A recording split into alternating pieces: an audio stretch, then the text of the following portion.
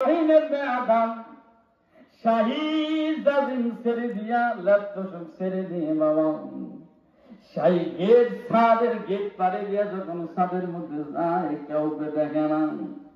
হায় আফসোস, কি বললো রাখাল, কি বলে গেল, কি শোনায়া গেল, আমি নাকি শাহী জালিমের মধ্যে শুয়ে আল্লাহকে পাবো না।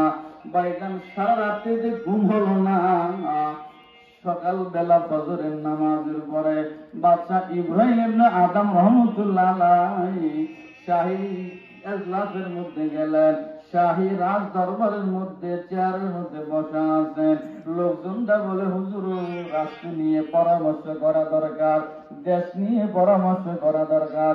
হুজুর বলেন, বাবারে, এই মুহূর্তে রাজ্যের কথা আমাকে বলিও না। তোমরা আমাকে যে রাজ্যের কথা বলতেছো, এই রাজ্যের কথা আমার কাছে ভালো লাগে না। গতকাল রাতে রাখাল একটা মেসেজ দিয়েছে, আমি নাকি শাহী জাজিবের মধ্যে শুইয়া আল্লাহকে পাবো না। তাহলে আমি এই সাধারণ দুনিয়ার রাজত্ব দিয়া কি করব? আমি মহা রব্বুল আলামিনের রাজত্ব